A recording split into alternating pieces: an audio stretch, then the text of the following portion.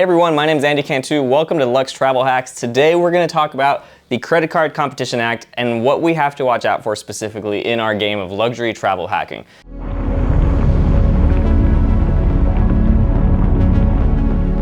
If you like this content, you want to see more of it, like, subscribe, turn on your notifications, and that's all you got to do. So let's get to it.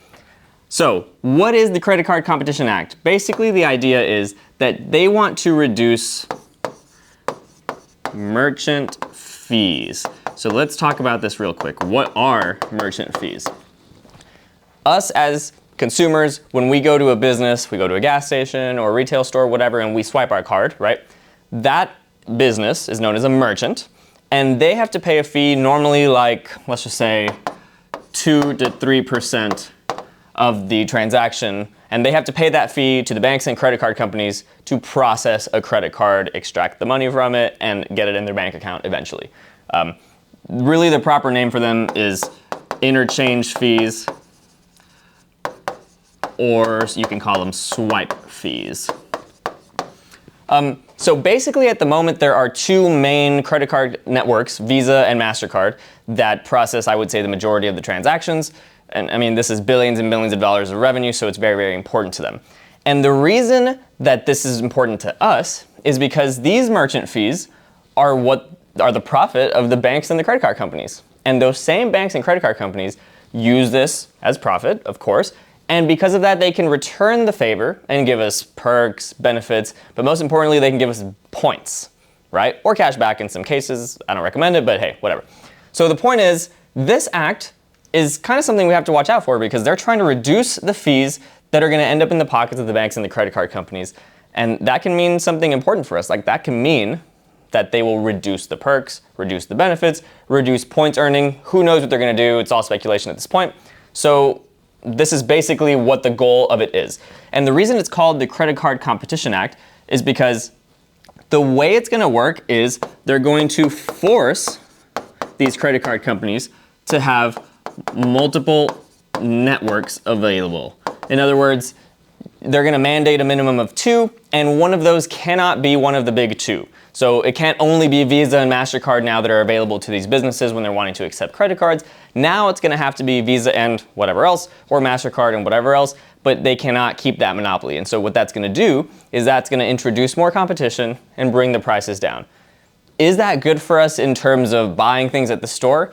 Maybe, right? If a merchant maybe pays 1.5% instead of 2%, will they pass on those savings to you? It's hard to say, right? Like it's all speculation.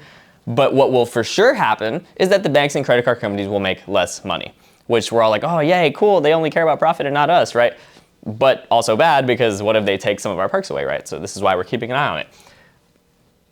So in the past, there was a very similar act that affected debit cards. So we'll put here the Debit Cards Act. I don't remember what it was called. It was like part of another act that they pushed through Congress. And what happened was they tried to do the same exact thing. They tried to bring competition into the debit card network processing space. They reduced the swipe fees. Basically, they reduced the money that was ending up in the pockets of the banks. Well, basically just the banks, no credit card companies because they're debit cards, right? So what happened? When this happened, checking account fees went up. Fees up. And they basically removed any debit card rewards that were there before. So, nowadays, I mean, we know that you don't really get rewards for spending on debit cards. It's very, very rare. It's basically non-existent. So, what does this mean for us? We need to watch out for this. Currently, it is not in Congress,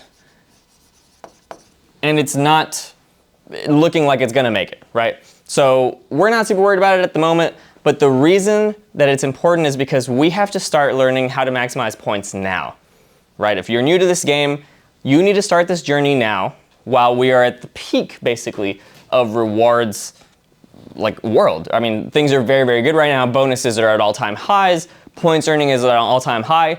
So if you can learn to maximize your points now, if we end up in a situation where we're earning less points, where category bonuses are a little bit lower, where sign-on bonuses are a little bit lower, it won't matter because you'll already have mastered the whole game. You'll understand how to earn points in any situation. You'll understand how to leverage your current spend to create more points than you would normally. You'll understand to not touch cashback and keep it in points world. You'll understand how to redeem your points for max value and stay away from travel portals and instead use transfer partners. All these kinds of techniques, all these factors are really, really important to master now, because if something like this were to make it through Congress, which it doesn't look like it's going to happen, if we end up with less points earning, it will affect us, right? So we have to make sure that we understand how to maximize what we have and how to earn more without having to rely on the crazy sign-up bonuses that are out there now or anything like that. We have to learn how to creatively create more spend and maximize what we have already.